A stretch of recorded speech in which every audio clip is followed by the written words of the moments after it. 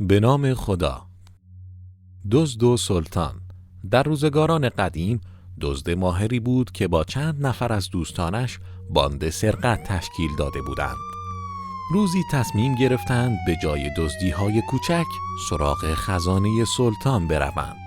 البته دسترسی به خزانه سلطان کار آسانی نبود. آنها نقشه ماهرانه‌ای کشیدند و بهترین راه ممکن را پیدا کردند و خود را به خزانه رساندند. خزانه مملو از پول و جواهرات قیمتی و اشیاء گرانبها بود.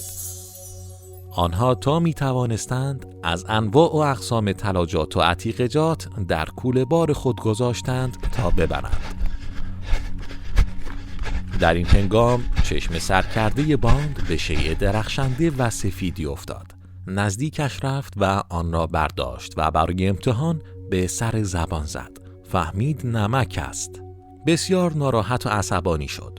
رو کرد به دوستانش و گفت: افسوس که تمام زحمت‌های چندین روزه ما به هدر رفت و ما نمکگیر سلطان شدیم. من ندانسته نمکش را چشیدم. دیگر نمی شود مال و دارایی پادشاه را برد. از مردانگی و مروت به دور است که ما نمک کسی را بخوریم و نمکدان او را هم بشکنیم. آنها در آن دل سکوت سنگین شب بدون اینکه کسی بویی ببرد دست خالی به خانه‌هایشان بازگشتند. صبح که شد و چشم نگهبانان به درهای باز خزانه افتاد، سراسیمه داخل خزانه شدند و دیدند جواهرات سر جایشان نیستند، اما در عوض بسته های آنجا بود. آنها را باز کردند، دیدند جواهرات در بسته ها قرار دارند. خبر به گوش سلطان رسید. آنقدر این خبر برایش عجیب بود که گفت: هر جور که شده باید ته و توه قضیه را درآورم. این چگونه دزدی است؟ برای دزدی آمده و با آنکه می توانسته همه چیز را ببرد ولی چیزی نبرده است. آخر مگر می شود؟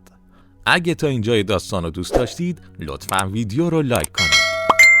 خلاصه در همان روز اعلام کردند هر کس شب گذشته برای دزدی به خزانه آمده در امان است. پادشاه می خواهد او را ببیند.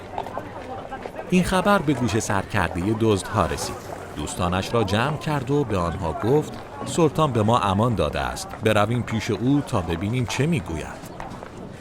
آنها نزد سلطان آمده و خود را معرفی کردند.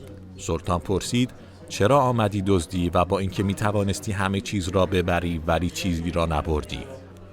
او گفت: چون نمک شما را چشیدم و نمکگیر شدم. و بعد جریان را مفصل برای سلطان تعریف کرد. سلطان به قدری عاشق و شیفته کرم و بزرگواری او شد که گفت: حیف است جای انسان نمک شناسی مثل تو جای دیگری باشد. تو باید در دستگاه حکومت من کار مهمی را بر عهده بگیری و حکم خزانه داری را برای او و دوستانش صادر کرد. اینم جواب آدمی که نمک شناس باشه. داستان امشب به نظرتون چطور بود؟